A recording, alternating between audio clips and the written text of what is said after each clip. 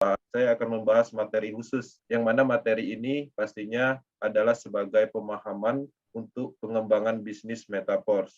Karena pada prinsipnya Metaverse ini adalah hal baru, ya. Ini adalah pola pengembangan bisnis atau sistem generasi network berikutnya. Yang mana ketika banyak orang kecewa di bisnis-bisnis online, dan mereka biasanya menyamaratakan tanpa memahami lebih dalam. Nah, di sini saya akan masuk ke materi yang spesial pastinya, dan nanti data ini akan kita record sebagai pemahaman ketika teman-teman menemukan suatu pertanyaan tentang metaverse dan skema Ponzi. Teman-teman, sebelum saya memulai, beberapa teman-teman Power Team juga mungkin ada yang baru di Akademi malam ini. Selamat datang, saya ucapkan salam kenal, saya Kenzi dari Batam. Ya, kami fokus dalam pengembangan bisnis ini karena kami tahu apa yang kami kerjakan, kita melihat masa depan di luaran sana atau di development sana sedang mengerjakan produk ekosistem yang mana semua yang akan dikerjakan di sini adalah sumber uang. Dengan adanya produk-produk ekosistem yang akan datang, maka terjadi perluasan market secara maksimal. Nah, jadi ini menarik. Kita berada di bisnis yang tepat di awal pra-peluncuran, artinya belum sepenuhnya dimulai, kita sudah berada di akademi ini. Nah, di sini saya akan masuk ke sesi materi, dan sesi materi ini adalah sebagai pembuka kita di Akademi Power Team malam ini pastinya. Teman-teman juga bisa mempertanyakan hal lain di sesi tanya-jawab nantinya. Dan teman-teman juga bisa menyampaikan sesuatu hal yang bermanfaat untuk orang lain dalam hal strategi, motivasi, testimoni, yang mana di sini sebenarnya kita adalah keluarga besar untuk sama-sama mengembangkan Metaverse, membentuk tren bisnis ini di Indonesia agar orang-orang mendapatkan sebuah peluang bisnis nyata. Kalau dulu orang-orang di Indonesia, top-top leader di Indonesia, lebih banyak ditipu oleh proyek-proyek sentral, saatnya di sini kita mendapatkan sebuah potensi kebebasan di dalam bisnis pemasaran. Desentralisasi adalah kebebasan dan kita mendapatkan itu di Metaverse. Oke teman-teman, saya akan masuk ke sesi materi. Di sini saya akan menyampaikan sesuai dengan slide yang sudah kita susun. Oke. Oke, monitor Pak Deris. Siap, bagus, sudah sip. Oke, sebelum saya masuk ke sesi ini, saya akan matikan semua suara agar informasi bisa diterima dengan baik. Teman-teman, selamat datang di Metaverse Power Team Academy. Tema malam ini kita akan membahas apakah skema Ponzi. Apakah Metaverse termasuk dalam skema Ponzi? Oke, materi ini penting karena kita melihat ada beberapa orang yang memanfaatkan Metaverse sebagai ladang uang. Mereka mempostingkan atau mereview Metaverse tidak sesuai dengan fakta dan data, yang mana tujuannya adalah untuk mendapatkan keuntungan. Contohnya kalau di YouTube, mereka akan mendapatkan keuntungan dari monetis iklan, ya, yang ada di sana namanya monetis iklan, sehingga mereka menarik perhatian dengan mereview hal-hal yang negatif tentang Metaverse, karena mereka tahu Metaverse itu adalah bisnis yang cukup diminati. Kemudian juga ada beberapa kasus di website yang sumbernya tidak jelas, mereka juga akan menaikkan traffic dengan mempostingkan Metaverse dengan hal-hal negatif. Nah, salah satu halnya pas Ponzi. Oke. Nah, di sini kita akan penekanannya di informasi atau pemahaman tentang skema Ponzi. Teman-teman harus paham apa itu skema Ponzi. Dan ketika ada yang menyatakan Metaverse skema Ponzi, artinya teman-teman mempunyai jawaban yang tepat sesuai fakta dan data. Oke. Tujuan akademi pastinya kita memahami secara penuh skema Ponzi, dan di sini juga saya menyisipkan apa itu piramida sistem dan mengetahui perbedaannya dengan Metaverse. Oke. Metaverse dengan skema Ponzi akan kelihatan secara perbedaan. Dan di sini juga saya akan menyampaikan materi sesuai dengan urutannya. Dan teman-teman, Akademi Power Team telah diluncurkan beberapa beberapa materi dan kita juga sudah pernah menyampaikan informasi dasar-dasar komponen teknologinya, kemudian pemasaran bisnis Metaverse itu sendiri, kemudian perbedaan konsep lama dan konsep generasi network berikutnya yaitu Metaverse, kemudian menemukan logika Metaverse, kemudian juga kami sudah menyampaikan materi apa yang harus teman-teman lakukan ketika sudah bergabung di Metaverse. Dan itu adalah ilmu berdasarkan apa yang kami lakukan, bukan berdasari. Jadi apa yang kami lakukan dan berhasil pastinya kita bagikan, kita berikan kepada mitra Power Team yang mana tujuannya adalah untuk manfaat. Oke, kita masuk di sini skema piramida. Oke, teman-teman, di dalam poin ini ada beberapa kasus orang menganggap bahwa skema piramida dan skema Ponzi itu adalah sama. Oke. Nah, di sini saya akan jelaskan skema piramida itu menggunakan barang yang mana biasanya bergerak di kamuflase MLM. Barang yang diperdagangkan sebagai sebuah kamuflase untuk menarik atau mengumpulkan dana masyarakat, namun nilai jual barang tersebut tidak diutamakan. Ya, salah satu contohnya itu adanya kualitas dari barang tersebut, tapi secara persentase kualitasnya dengan aslinya. Kemudian juga secara harga itu biasanya memberi sangat tinggi untuk produk-produk tersebut, dan biasanya produk yang dijalankan dengan skema piramida itu biasanya produknya orang yang baik itu fungsional atau sejarahnya atau bahan bakunya yang pada umumnya adalah tujuannya agar mereka bisa memarkup semua potensi atau fungsionalnya, kualitasnya.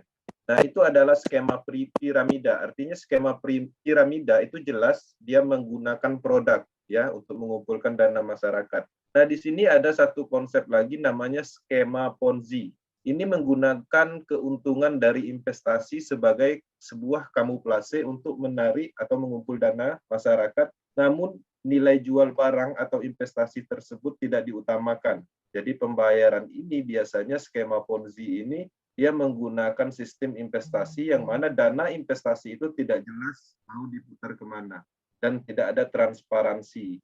Nah, pada prinsipnya skema Ponzi itu adalah pengumpulan dana yang mana nilai dari investasi atau janji profit yang dijanjikan adalah dibayar dari investor yang baru bergabung. Oke. Skema Ponzi dan skema piramida memiliki kesamaan, yaitu sama-sama mengumpulkan uang masyarakat. Itu poinnya di situ. Oke. Melalui rekrutmen anggota baru secara berkelanjutan, dan biasanya ini dikembangkan oleh founder dan tim leader untuk memasarkan skema ini. Nah, teman-teman harus memahami ini karena skema piramida dan skema Ponzi itu dianggap sama, tapi pada prinsipnya dia mempunyai perbedaan yaitu di produknya, ya seperti itu. Kemudian di sini kita masuk di dalam sejarah skema Ponzi. Materi malam ini pastinya kita akan terfokus di skema Ponzi-nya, bukan di skema piramidanya. Ya, kenapa? Karena ada beberapa kasus yang menyatakan bahwa Metaverse adalah skema Ponzi. Kita akan bahas atau kita akan lihat di mana perbedaannya, apakah benar skema Ponzi. Sejarah skema Ponzi ini dicetus oleh Charles Ponzi yang kemudian menjadi terkenal pada tahun 1920. Ini adalah orang Italia dan ini adalah sebagai penipu yang ada di Amerika Utara tepatnya. Skema ini dia menghasilkan uang atau menjanjikan keuntungan 50% kepada mitranya dalam waktu 45 hari. Nah, keuntungan 100%-nya itu bisa didapat dalam waktu 90 hari. Pengembangannya itu mereka menggunakan tim-tim leadernya untuk melakukan promosi atau mendapatkan investor-investor baru. Dalam hal ini penjualan kupon, ya kupon atau pos dari negara lain. Kemudian juga dikembangkan dalam bentuk arbit. Kemudian skema ini berjalan lebih dari setahun sebelum runtuh dan merugikan investor sebanyak 20 juta triliun. Oke, ini awalnya adalah skema Ponzi atau sejarahnya. Artinya Ponzi itu diambil dari nama Charles Ponzi. Oke, kita lanjut. Nah, di sini saya akan detailkan apa itu skema Ponzi. Skema Ponzi adalah pengumpulan dana dengan modus investasi palsu yang membayar keuntungan kepada investor, ya, yang bukan berasal dari keuntungan yang diperoleh dari kegiatan operasi perusahaan atau real pengembangan bank, atau dalam hal di sini tidak ada proyek yang dikembangkan. Namun investasi itu dibayar dalam hal penggunaan dananya itu diambil dari anggota baru. Dan ini secara proses pengembangannya itu melakukan dengan cara merekrut anggota baru pastinya. Dan pastinya kan di sini karena ada pula ke sentral atau ke perusahaan atau ke orang yang membuat proyek tersebut. Dan pada akhirnya sistem ini akan runtuh ketika si owner mendapatkan keuntungan. Dalam arti mereka sudah mendapatkan keuntungan baik dari sisi foundernya ataupun ownernya. Kemudian cara kerja skema Ponzi. Pertama di sini dijelaskan dia menjanjikan hasil yang menggiurkan. Jika investor berhasil mengajak orang lain untuk bergabung, investor lama akan dibayar dengan uang dari investor baru. Oke. Saat investor baru menginginkan keuntungan, nantinya akan dibayar dengan uang investor baru lainnya. Pola ini akan terus berjalan sehingga para investor akan mencari investor-investor baru. Oke. Skema ini akan hancur pastinya. Yang membuat sistem ini sudah mendapatkan keuntungan. Ketika owner sudah mendapatkan target keuntungan, biasanya bisnis ini akan berhenti. Atau mungkin sudah tidak ada lagi investor yang bergabung, maka sistem ini akan berhenti. Nah, uniknya investasi skema Ponzi ini biasanya bermain atau menggunakan legalitas yang bisa meyakinkan investor atau masyarakat.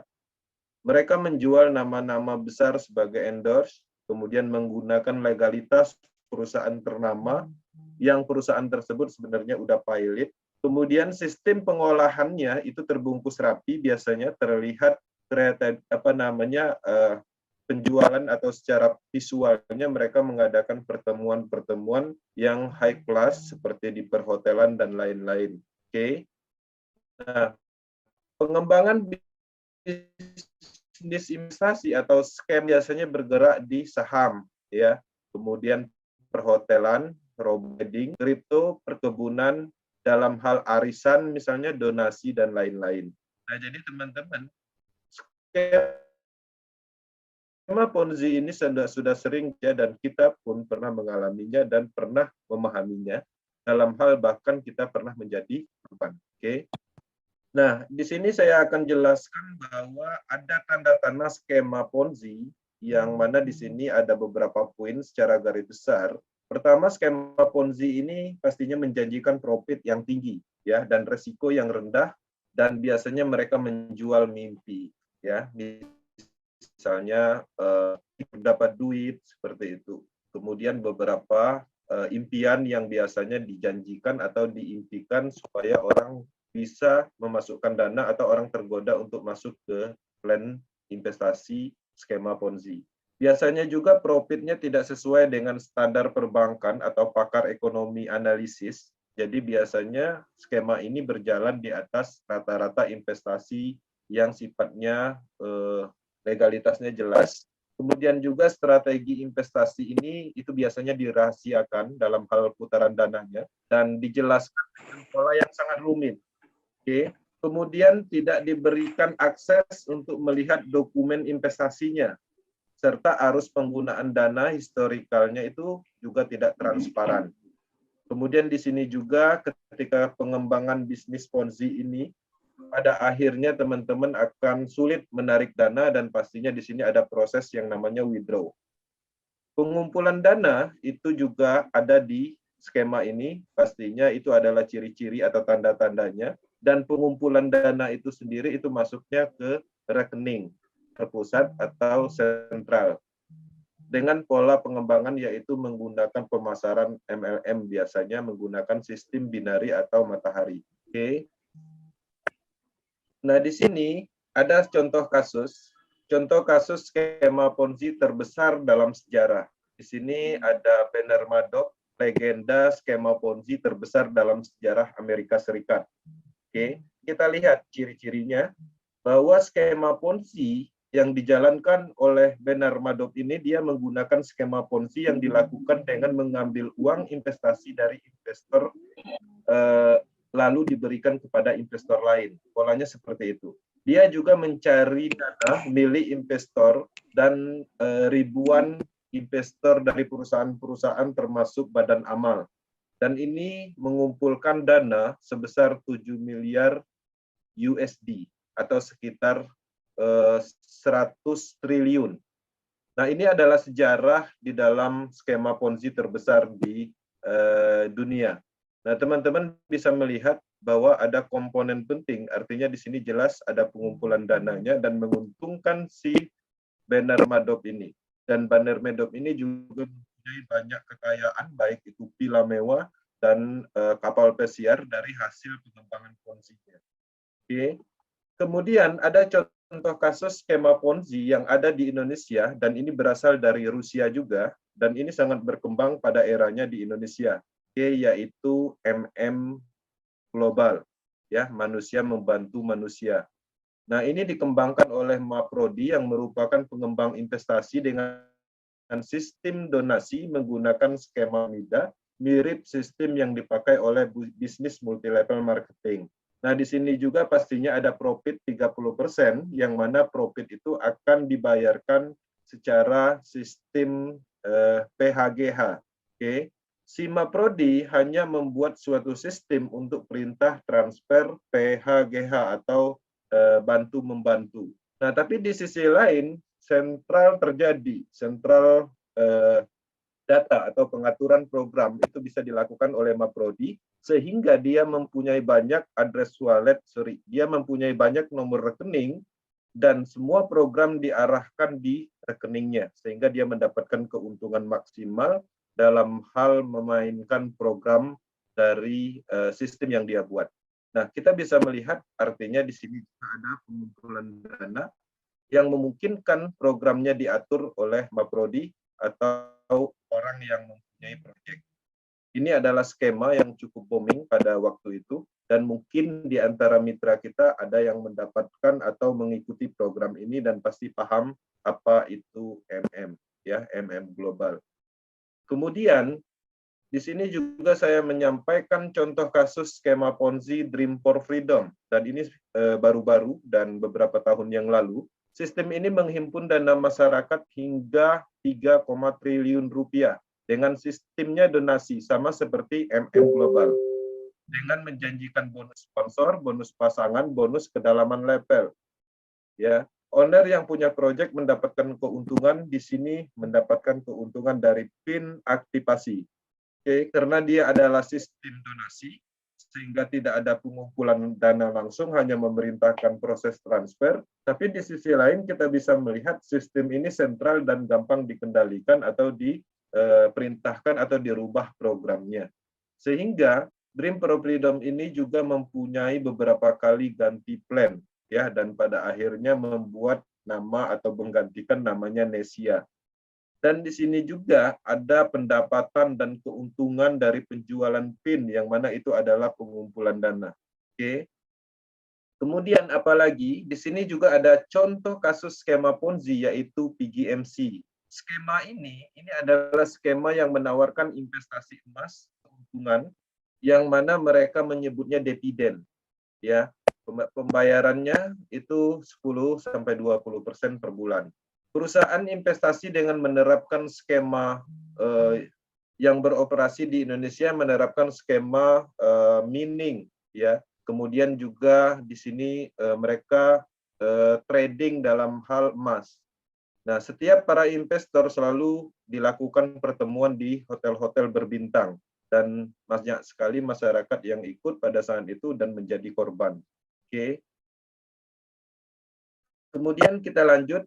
Nah, dari kesimpulan di atas, kita bisa melihat bahwa apa yang kita sampaikan, apa itu Ponzi, artinya jelas Ponzi itu bergerak di investasi dan menjanjikan profit, dan beberapa contoh kasus yang mungkin teman-teman juga mengenal dari proyek-proyek tersebut. Dari penjelasan dan contoh di atas tidak ditemukan beberapa poin penting, ditemukan beberapa poin penting. Pertama, pengumpulan dana. Yang kedua, kontrol sistem server datanya terpusat. Yang ketiga, tidak transparan. Yang keempat, investasi dan janji profit. Yang kelima, ada pihak ketiga atau perusahaan atau owner yang terlibat.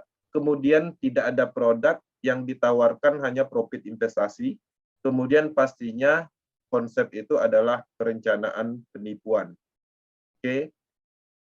Kemudian kita lanjut di sini. Metaverse tidak memiliki satu kesamaan dengan skema Ponzi. Nah, ini perlu teman-teman sadari atau pahami. Skema Ponzi adalah operasi penipuan terencana yang memiliki hasil yang jelas atau janji profit tadi. Ini adalah gelembung atau bubble yang pasti akan pecah karena beberapa alasan. Pertama, skema Ponzi itu peserta lama dibayar dengan sebagian uang dari peserta baru. Di sini sebagian uang karena dananya tidak semuanya langsung dibayar karena ada pengumpulan dananya. Kemudian kedua, skema Ponzi selalu terpusat sifatnya. Setiap piramida memiliki operator atau memiliki admin yang dapat menekan tombol untuk menghentikan pembayaran dan mengklaim semua uang dan mengatur sistemnya atau merubah sistemnya. Setelah itu terjadi, pastinya piramida selesai. Oke. Kemudian di sini, apakah Porsche mempunyai produk? Nah, di sini tentu saja program itu sendiri yang merupakan aset digital yang dapat diperoleh satu kali dan dijual kembali dalam jumlah tak terbatas. Itu ada produk berwujud fisik dan digital lainnya yang akan diterima peserta setelah level diaktifkan, yaitu kedepannya kita akan mendapatkan crypto Porsche, kemudian NFT, kemudian SFC token yang sudah ada saat ini, kemudian SFCR, kemudian kita juga bisa mengakses Metaverse, kemudian marketplace, staking program, game blockchain, dan banyak lagi. Artinya, apa yang kita transaksikan, matrik level program itu mempunyai fungsional yang jelas. Dan ketika kita membeli level program itu seutuhnya, itu adalah produk yang kita beli karena sudah terlepas dari kontrol sentral itu sendiri. Oke. Kemudian, apakah peserta lama mendapatkan uang dari peserta baru sesuai dengan pola konsep yang ada di Ponzi investasi? Nah, di sini jawabannya tidak. Jika Anda tidak melakukan apa-apa dan hanya duduk menunggu, penghasilan Anda tidak dijamin walaupun memungkinkan. Jadi tidak ada janji-janji di sini. Keberhasilan setiap orang pastinya tergantung dari mereka sendiri. Metaverse akan tetap stabil meski peserta terus bertambah dalam waktu dan skalanya cukup besar ke depannya. Jadi di sini juga tidak ditemukan beban karena tidak ada pengumpulan dana. Pada prinsipnya, Metaverse ini adalah pemasaran, logika pemasaran. Oke, pemasaran langsung. Kemudian kesimpulan, Porsche sepenuhnya terdesentralisasi, tidak memiliki administrator yang dapat memutuskan atau menutup proyek. Oke. Saldo smart contract itu tetap kosong dan semua transaksi dilakukan peer-to-peer atau secara langsung antar peserta. Porsche memiliki produk baik digital maupun fisik. Oke. Kemudian juga dapat dijual dalam jumlah tak terbatas. Tidak ada risiko ketika kita bergabung dengan Metaverse. Jika Anda bekerja dan memasarkan, Anda dibayar langsung. Kemudian juga di sini di Metaverse itu tidak ada campur tangan dalam hal operasi platform atau sistemnya tidak dikendalikan. Jika kita menjual matrik kepada peserta baru, itu dibayar langsung ke dompet, handphone kripto, atau dompet wallet masing-masing. Oke. Nah, ini menarik, artinya dari kesimpulan yang kita dapat di Metaverse sama sekali tidak mengarah ke situ. Kemudian di sini, kemudian yang selanjutnya di sini juga kita bisa melihat bahwa skema piramida itu dapat ditutup kapan saja oleh oleh si pembuatnya, sorry. Jadi skema piramida itu kapan saja bisa ditutup, sedangkan di pors itu selama internet ada karena sistemnya ada di jaringan poligon. Oke. Peserta platform pors, baik leader maupun pendatang baru memiliki keadilan. Jadi di sini kedudukannya sama, statusnya adalah mitra.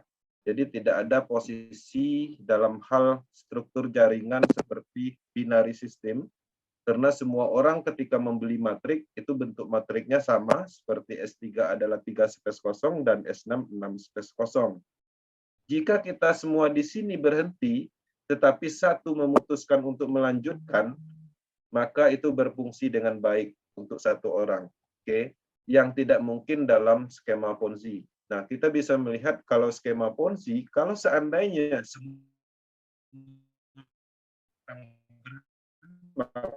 itu tidak akan pernah. Tidak ada yang dapat menghentikan operasi platform Metaverse karena fungsi dijamin oleh smart contract, ya, yang tidak dihapus atau tidak dapat diubah. Bahkan jika situs web berhenti atau berfungsi, semua data dan seluruh struktur itu tetap utuh dan smart contract akan terus berfungsi selama ada listrik dan akses internet. Oke.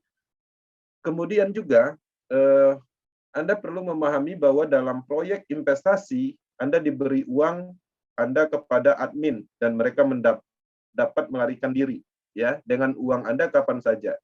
Dan dalam hal Metaverse ini itu tidak ada pola seperti itu karena tidak ada pengumpulan dana. Nah, dan pastinya ketika ada pengumpulan dana itu resikonya 100% karena dananya ada di pihak ketiga. Nah, di sini beberapa kasus atau beberapa YouTuber yang mereview tentang Metaverse mengacu ke klaim SEC, yang mana di SEC juga membahas tentang proses adalah skema Ponzi. Oke. Tapi di sisi lain, Lado Oktanikov itu telah menjelaskan detailnya di TV di Georgia, di negaranya, yaitu IMIDI TV, dan itu di wawancara tentang klaim SEC itu tidak mendasar. Oke. Kemudian juga Lado Oktanikov telah menyampaikan di dalam video khusus bahwa tuduhan dan berita yang disampaikan oleh SEC itu adalah palsu, ya, dan mengancam kebebasan semua orang dalam hal desentralisasi. Jadi kesimpulannya, yang kesekian kalinya proses dicoba atau dibentukkan oleh kekuasaan sentral. Bukan satu kali aja, pertama di tahun 2020, proses dibenturkan oleh SEC Filipina, kemudian Sekuritas Montana, bahkan Indonesia pun juga termasuk OJK pernah merilis proses. Kemudian juga terakhir yang cukup besar yaitu SEC USA, ya, yang ada di Amerika Serikat. Dan sampai saat ini proses terus ada, dan ini salah satu bukti nyata kekuatan matriks sistem terdesentralisasi yang mana ini cukup kuat. Jadi dengan adanya ulah dari sentral seperti otoritas tertentu seperti SEC, ini membuktikan bahwa apa yang kita sampaikan di awal tentang proses itu cukup menjadi bukti dengan segala kekuatannya. Logikanya ketika SEC US sudah menyatakan bahwa ini adalah skema Ponzi, pastinya biasanya website itu akan di-shutdown dan orangnya akan dicari atau dijemput paksa. Nah, dalam hal kasus SEC, Lado Oktanikov telah merespon apa yang dituduhkan oleh SEC dan mereka menjelaskan secara detail sebanyak beberapa halaman, tapi sampai saat ini SEC itu tidak menjawab. Nah, kasus ini adalah kasusnya proses dan tidak ada hubungannya dengan Metaverse. Tapi di sisi lain, karena Lado sebelumnya adalah pengembang dari proses, maka dia mengklarifikasi matriks sistem yang ada di proses itu tidak mengandung unsur Ponzi. SEC juga melawan retail, itu yang teman-teman perlu ketahui. Jadi di dalam pengembangan bisnis desentralisasi pastinya benturannya adalah ke sentral, ya. Binance juga, ya. Sukses dan SEC juga melawan semua proyek cryptocurrency yang sukses dan mereka akan mencoba dalam hal desentralisasi untuk sentral supaya mereka mendapatkan keuntungan. Oke. Pernyataan SEC tentang proses itu adalah skema Ponzi, itu adalah bohong dan fitnah, dan Lado bisa membuktikannya. SEC menyesatkan dan mengklaim bahwa ada investor di dalam proses dan ada investasi, ada pengumpulan dana sebesar 300 juta dolar. Tapi pada prinsipnya di proses itu tidak ada pengumpulan dana. Oke. Baik di masa lalu dan proyek saat ini, Lado membuat anti piramida. Itu yang teman-teman perlu ketahui. Yang telah dibuktikan berkali-kali tidak seperti SEC, yang mana selama ini terus mengganggu proyek-proyek desentralisasi karena mereka tidak mendapatkan manfaat. Oke. Nah, di sisi lain, di sini kita melihat SEC tidak peduli dengan penipuan banyaknya skema-skema piramida yang ada di dunia ini. Mereka malah menargetkan perusahaan-perusahaan besar yang bergerak jauh dari Ponzi, yang mana proyek-proyek desentralisasi. Nah, menariknya di Akademi Porses, di akademinya Metaforce, kita juga mengajari tentang Ponzi. Kita juga mengajari bagaimana cara menghindari skema-skema Ponzi. Bahwa kita bisa melihat bahwa proses Metaforce sebenarnya tindakannya lebih nyata dalam hal memberantas Ponzi. Oke. Nah, di dalam video di atas itu adalah pembahasan proses dan SEC US yang tidak ada kaitannya dengan Metaforce. Tapi dalam video tersebut juga ikut menyampaikan tentang proyek Metaforce yang ada di IMIDI TV, yang mana kita melihat itu adalah cara promosi yang luar biasa untuk pengembangan Metaforce. Nah, jadi ini menarik ketika proses disentuh atau diganggu oleh SEC, Lado Oktanikov juga melawan dengan pembuktian data, dan sampai saat ini SEC tidak membalas, seperti sama kasus SEC Montana pada saat itu pernah merilis bahwa proses itu Ponzi, dan sampai saat ini tidak ada respon sama sekali ketika dibalas oleh Lado Oktanikov by data. Oke. Nah, poin penting tentang vonis seseorang atau otoritas tertentu untuk Metaforce, bahwa mereka biasanya menyatakan Metaforce adalah skema Ponzi. Teman-teman harus siap dengan kondisi seperti itu, artinya pemahaman kita tentang Ponzi pastinya lebih maksimal, kemudian kita juga tahu apa itu Metaforce secara detail. Ketika teman-teman menemukan vonis tentang Metaforce adalah skema Ponzi, itu ada beberapa kemungkinan. Pertama, jika teman-teman menemukan channel YouTube yang membahas tentang Metaforce adalah Ponzi, manfaat besarnya Metaforce, mereka memanfaatkan besarnya Metaforce untuk mendapatkan view, agar mendapatkan uang dari monetis iklan. Itu pasti. Kita bisa melihat beberapa review video yang mana mereka adalah YouTuber, dan pada penjelasan mereka menjelaskan bahwa Metaforce adalah investasi. Mereka menjelaskan atau membandingkan Metaforce dengan proyek-proyek Ponzi sebelumnya, yang mana proyek sebelumnya itu adalah proyek investasi, yang mana ada pengumpulan dananya. Nah, jadi apa yang mereka sampaikan itu sama sekali tidak beralasan dan tidak sesuai dengan fakta dan data, yang mana kita pahami Metaforce tidak ada pengumpulan dananya. Metaforce bukan investasi, oke? Metaforce adalah bisnis pemasaran sah. Kemudian yang kedua, orang tersebut itu biasanya tidak mengerti tentang Ponzi dan sistem serta teknologi yang ada di Metaforce. Itu biasanya orang akan memvonis, artinya mereka hanya menyampaikan kalimat kosong dan bahkan mereka tidak mengerti apa itu Ponzi. Kemudian yang ketiga, orang tersebut mengalami trauma masa lalu karena proyek Ponzi, sehingga menganggap peluang yang ada adalah scam dan penipuan. Jadi mereka menyamaratakan karena masa lalunya pernah mereka mengikuti Ponzi dan merugi, dan pada akhirnya ada sebuah peluang generasi bisnis berikutnya seperti Metaverse dengan segala kekuatan teknologinya mereka anggap itu sama. Oke. Yang keempat, itu biasanya orang tersebut sengaja memberikan informasi yang salah karena mereka tidak ingin kita sukses. Itu adalah hal-hal yang sering kita temukan karena pada prinsipnya banyak orang yang akan melemahkan kita ketika kita mempunyai potensi, ketika kita mulai kelihatan ingin mendapatkan peluang besar, beberapa kasus ini sering terjadi. Orang akan melemahkan kita, dan pada saat orang menyampaikan atau melemahkan kita, kita juga tidak memahami apa itu Ponzi, dan kita juga belum paham apa itu Metaverse.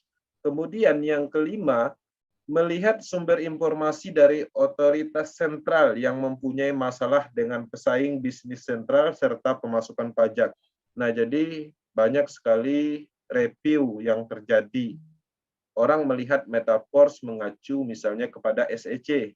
Dan kita sama-sama tahu SEC itu sendiri, semua proyek cryptocurrency yang besar pasti diganggu. Karena pada prinsipnya mereka mengakui cryptocurrency project itu hanya Bitcoin. Karena mereka tidak menemukan development-nya atau pengembangnya. Dan selain dari itu, pasti akan bermasalah dengan SEC. Dan beberapa kasus telah terjadi seperti Binance, Ripple, dan lain-lain. Oke. Nah, di sini catatan penting, jika ada satu saja kesamaan Metaverse dengan Ponzi, Power Team akan berhenti menjalankan bisnis ini. Bahkan konsep matrik Metaverse dinyatakan anti Ponzi, bahkan kita mengajari orang-orang tentang Ponzi. Force adalah bisnis sah dalam pemasaran yang mempunyai produk blockchain nyata, produk matrik level, Force Coin, NFT, Metaverse, dan banyak lagi. Semua produk blockchain akan terus dikembangkan di proyek ini. Oke. Kemudian sebagai catatan, Ponzi itu adalah cari-cari orang, ya, cari rep. Kemudian ada bonus sponsor, ada profit ROI, ada bonus matching, ada bonus kedalaman level, ada dana yang dikumpulkan atau terkumpul, pastinya nipu orang, proyek bertujuan untuk penipuan atau scam, kemudian tidak transparansi, kemudian sistem menguntungkan debt atau sekelompok orang, tidak ada keadilan di dalam sistem, kontrol sistem terpusat, dan server data terpusat. Oke. Biasanya menjalankan konsep pola binari sistem atau matahari sistem, trinary, tanpa menggunakan teknologi smart contract terdesentralisasi. Oke. Dalam hal catatan ini, satu pun tidak ditemukan di Metaverse. Oke. Teman-teman, di dalam pengembangan Metaverse, mindset kita harus berubah di dalam pengembangan ini. Ya, kalau dulu mindset kita berbisnis pemasaran, kita mencari orang. Menariknya mindset kita di Metaverse itu pastinya dirubah. Kita dicari orang. Orang akan datang untuk bergabung dengan Metaverse dengan melakukan perulangan pemasaran. Salah satu bukti implementasi nyata 187, hampir 200 di proses BUSD dan Metaverse, semua mitra langsung Power Team satupun tidak pernah kita hubungi atau kita ajak, yang mana semua orang yang mencari untuk bergabung dengan sendirinya. Itu adalah salah satu bukti nyata bahwa nilai dari Metaverse itu cukup tinggi secara market. Artinya kita tidak perlu sebenarnya ngotot dalam hal mencari orang seperti pengembangan pada umumnya, tapi di sini kita mengaktifkan ilmu pemasaran karena produk ini nyata, bisnis ini nyata, maka dengan sendirinya orang akan datang. Teman-teman, lakukan bisnis pemasaran ini setiap hari dengan penerapan komitmen dan konsisten serta fokus, karena satu-satunya bisnis yang bisa melakukan penerapan komitmen dan konsisten hanya ada di Metaverse, karena Rado Akanikov hanya membuat sistem, membuat logika pemasaran yang diimplementasikan dalam proyek matrix system yang tertanam di jaringan Polygon. Pada prinsipnya kita hanya membeli program dan produk tersebut, dan itu berlaku untuk umum, artinya semua orang bisa mendapatkan itu tanpa ada campur tangan seseorang, tanpa ada campur tangan Rado Oktanikov itu sendiri, karena sistemnya sudah berada di smart contract jaringan Polygon. Oke, teman-teman, ya, jadi materi malam ini tentang pembahasan Ponzi sudah kita sampaikan, dan pastinya ini ada hubungannya dengan pengembangan-pengembangan yang ada di Indonesia. Teman-teman mungkin banyak dibenturkan dengan pemahaman-pemahaman yang salah, ya, ponis-ponis yang tidak sesuai dengan fakta dan data. Harapannya dengan adanya materi malam ini, teman-teman bisa memahami bahwa Ponzi itu adalah skema investasi yang dijalankan untuk menipu, dan pastinya ada pengumpulan dananya, ada ownernya, ada individu yang diuntungkan. Nah, di Metaverse, teman-teman bisa memahami sendiri, tidak ada satu ciri-ciri seperti Ponzi pada umumnya, dan ini menarik, dan bisnis ini akan terus berlanjut di dalam pengembangan di Indonesia. Power Team Indonesia akan selalu mendukung perkembangan Metaverse secara umum di Indonesia untuk penciptaan peluang, dan Metaverse Power Team Indonesia banyak sekali tim leader yang bisa ditemukan dengan pemahaman maksimal tentang proyek ini. Kita juga punya channel YouTube untuk pendalaman materi atau akademi-akademi tentang Metaverse. Kita juga ada edukasi di WhatsApp group, Telegram group, Facebook group, dan banyak lagi sumber informasi yang kita buat, yang mana tujuannya adalah untuk penciptaan peluang baru di Indonesia. Oke, terima kasih atas perhatiannya. Dan itu adalah materi yang kita sampaikan spesial malam ini. Lebih dan kurang saya mohon maaf, semoga bermanfaat dan membantu dalam hal mengklarifikasi tentang penemuan-penemuan yang ada di lapangan. Dan setelah ini kita ada sesi tanya jawab, teman-teman bebas melakukan tanya jawab atau apapun yang ingin diceritakan. Dan saya akhiri, saya kembalikan ke moderator untuk sesi berikutnya. Terima kasih.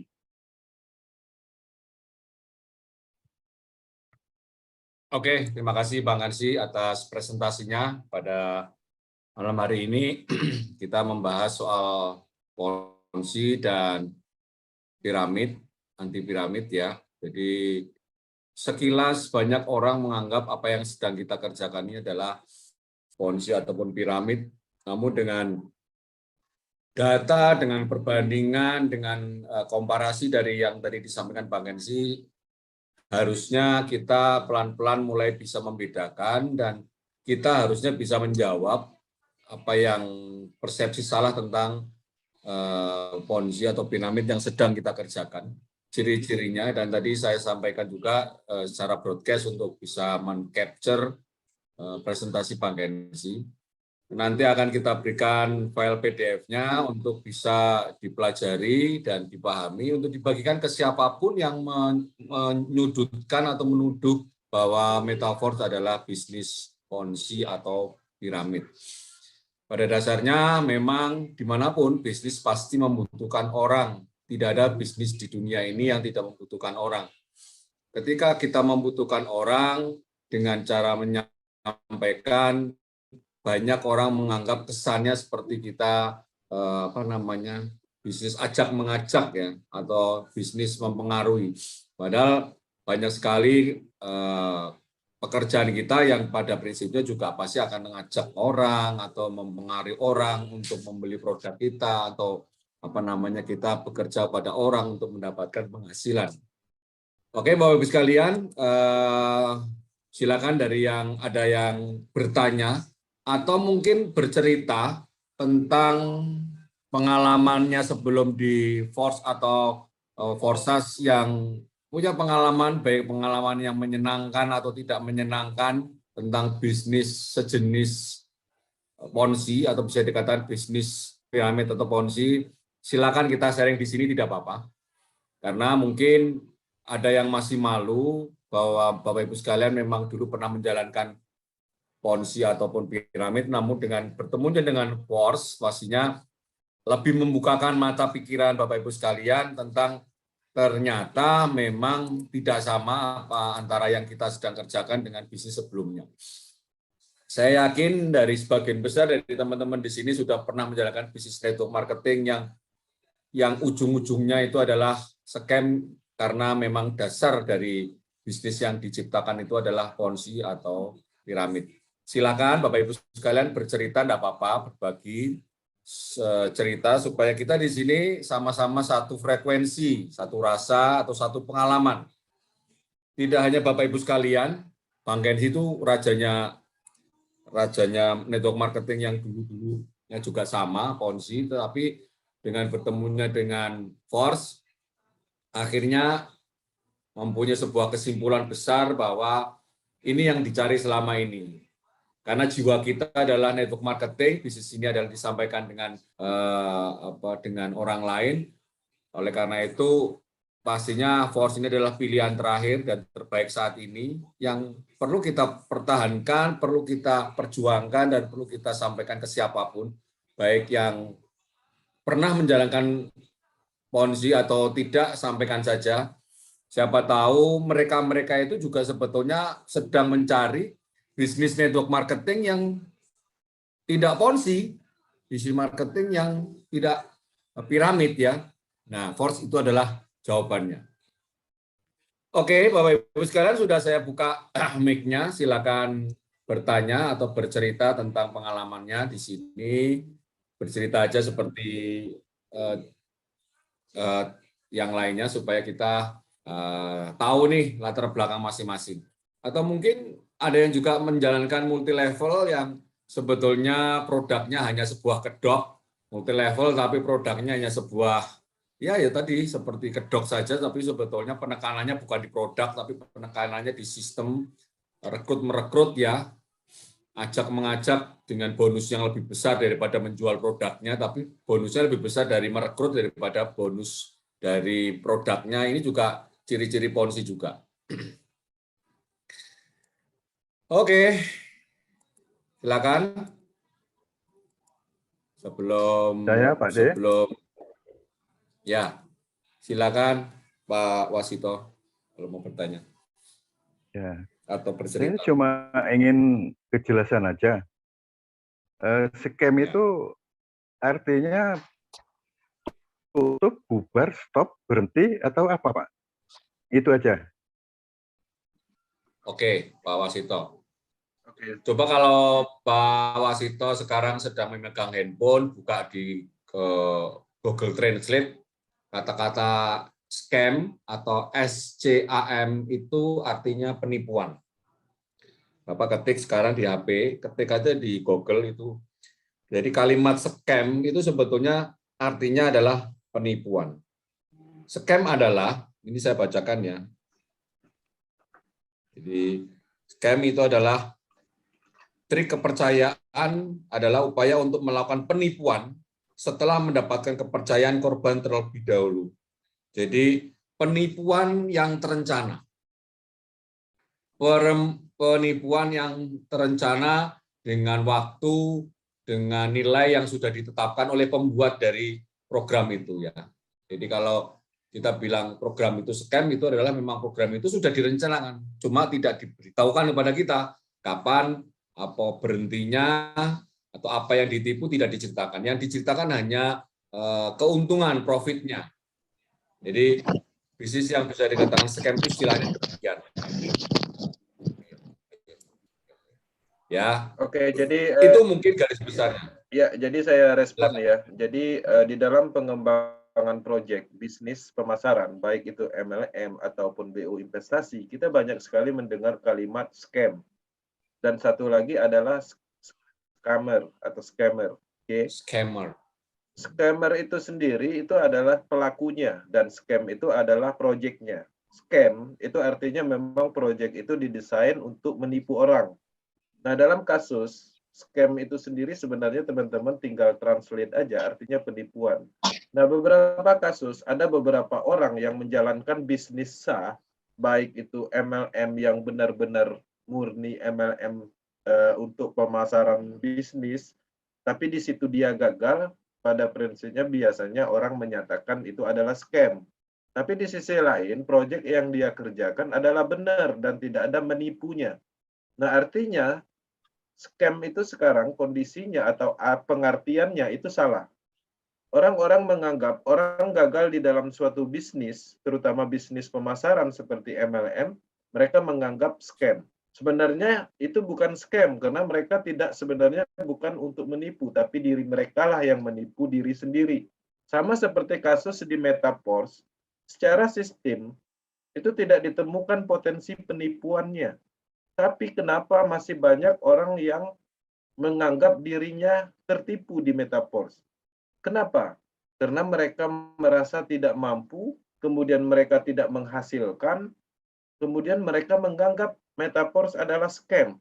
Tapi pada prinsipnya mereka tidak menyadari merekalah yang scam, menipu diri sendiri. Mereka menganggap bahwa Metaporse ini ada uang, tapi mereka tidak mau belajar. Mereka tidak mau mengembangkan, tidak mau melakukan pemasaran. Padahal uang dari pengembangan bisnis pemasaran seperti Metaporse adalah dari pemasaran pastinya.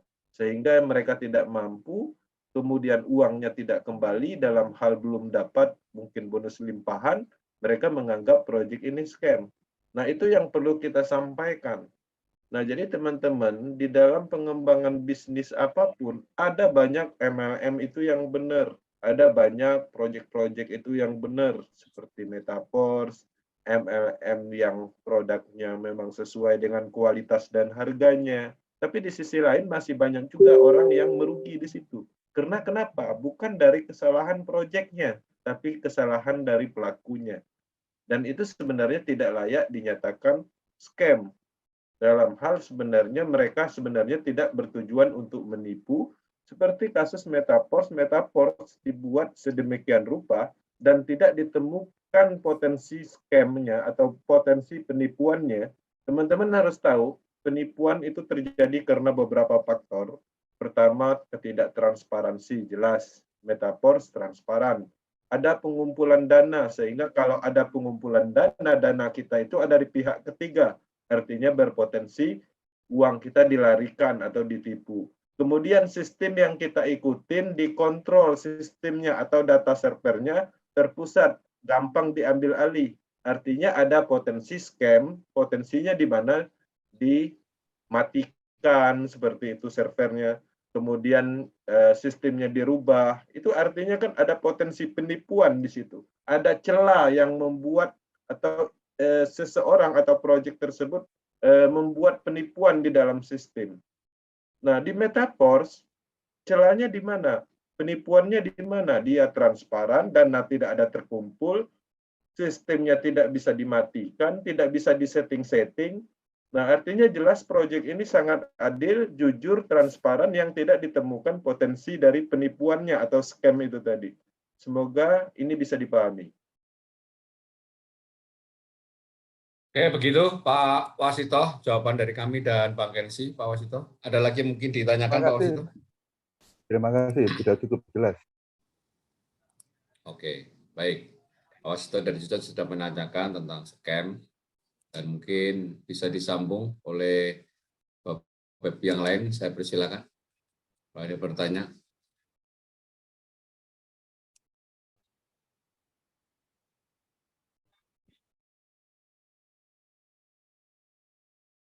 Halo, karena suara nih kalau ditanya itu nggak ada suara nih.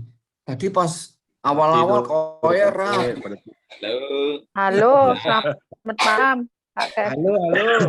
Jam segini tidur. Hadir. Tidur. Selamat malam semuanya. Hadir. Pak Aris. Ya, semuanya selamat malam. Jangan tidur toh ya, belum mulai. Ini kopi aja masih banyak ini. Makan aja belum kok udah tidur. Kopi Untung wifi saya bisa. Untung wifi saya bisa, Pak D. Masalahnya di wifi sampean kan. Bukan di Iya. Baru sampai Pak D, baru sampai. Makanya kan saya pernah buat tutorial di HP-nya itu dipasang alarm. Alarmnya itu 2 hari, malam Senin sama malam Kamis. Dibunyikan jam 8, jadi nanti dia sebelum jam 8 dia sudah aktif. Jadi nggak usah dihafalkan, linknya udah ditulis, jadi ketika pas waktunya nanti ada alarm, kan sudah siap, biar nggak ketinggalan. atau gunakan handphone Anda itu sebagai asisten pribadi ya, untuk pekerjaan kita atau untuk hobi kita. Insya Allah nanti selalu nggak ketinggalan. Oke, saya Apa? Email langsung. iya. Karena kan kadang kesibukan kita jadi lupa ini malam Kamis atau malam Jumat. Biasanya paling ingat itu malam Jumat sebabnya. Yasinan, Mas. Malam Kamis kadang sering lupa itu kan. Buat alarm ya. Saya nggak lupa, cuman berbenturan tugas terus, jadi baru nyampe ini juga ke rumah. Kalau perlu belum mandi, bawa aja ke kamar mandi sambil mandi, nggak apa-apa Pak Suranto. Tugas negara. Dibunyikan itu di HP-nya di kamar mandi sambil mandi, jadi tetap nggak ketinggalan, Pak. Ntar apa-apa. Mau nanya nih. Bu Silakan. Refda mau nanya, bertanya silakan Bu Refda. Beberapa hari ini saya banyak dapat kiriman link YouTube bahwasanya Metaverse itu ya merupakan skema Ponzi gitu kan, dan merupakan penipuan. Dan terus ada katanya lagi Mr. Lado itu udah mundur dari bisnis yang dia ciptakan sendiri. Tapi saya udah nggak tanggapin juga sih, saya ketawain aja, bodo amat. Saya bilang kan penting ini bisnis saya tetap akan lanjut karena saya percaya ini tidak akan pernah scam. Ya kalau kamu bisnis kamu udah scam ya jangan meremehkan bisnis orang lain. Jadi dia janji sama saya, oke, saya akan tunggu bisnis kamu ini sampai 10 tahun lagi. Ya udah silakan. Apakah benar itu berita yang disebarkan oleh orang yang tidak bertanggung jawab seperti itu, Pak De? Ya, menyebarkannya menggunakan channel YouTube atau hanya sebuah chat saja atau sebuah link berita atau apa? Menyebarkan link informasi. berita, kayak link-link gitu disebarkan lewat link gitu. Tapi Ibu tahu siapa dia, background-nya apa gitu, Ibu tahu? Saya udah nggak fokus ke situ, Pak. Ngapain juga saya tengokin video orang yang nggak ada guna kayak gitu. Saya nggak nanggepin gitu. Seperti bisnis yang lain, semua bisnis itu pasti ada kompetitor. Semua bisnis apapun, sehebat apapun bisnis Anda pasti ada kompetitor. Itu yang pertama ya, perlu disadari ya. Mau bisnis apalah, mesti ada kompetitor. Yang kedua, dia ingin mempengaruhi Anda dengan menjelekkan apa yang sedang kita kerjakan. Dan dia merasa dia lebih pandai daripada yang akan diprospek. Biasanya ibu-ibu, biasanya yang mungkin nggak seberani laki-laki, kemudian dia anak muda begitu ya, yang labil pendirian atau pemahamannya, itu berarti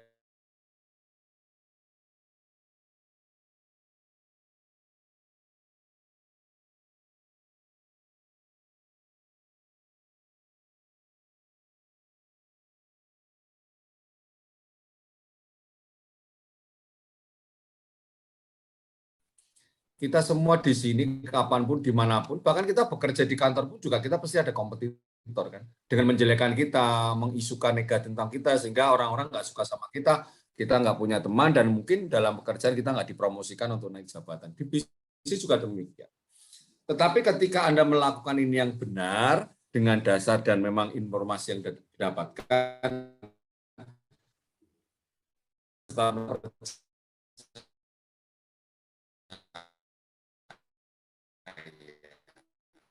ya, atau tidak suka. Nah, khususnya bisnis-bisnis yang sentral. Ya, bisnis-bisnis yang sentral ini akan terancam, bahkan sampai OJK atau institusi pemerintahan atau apapun itu merasa dengan adanya cryptocurrency bahwa orang-orang itu bisa mempunyai aset tetapi bisa dikatakan tidak kena pajak karena memang belum diatur undang-undang tentang pajak orang pemilik kripto. Atau mungkin bisnis-bisnis konvensional yang menggunakan uang rupiah itu tidak akan berkembang. Makanya biasanya yang menyudutkan Pors atau Forsas itu adalah bisnis-bisnis sentral yang mempunyai bisnis sejenis. Bisnis yang bergerak di bidang keuangan, kripto aset, dan sejenisnya yang masih terpusat. Dia pasti akan memberikan buletin, membuat artikel, atau membuat sebuah pemberitaan yang dengan pemahaman dia bahwa cryptocurrency, blockchain itu mengancam bisnisnya.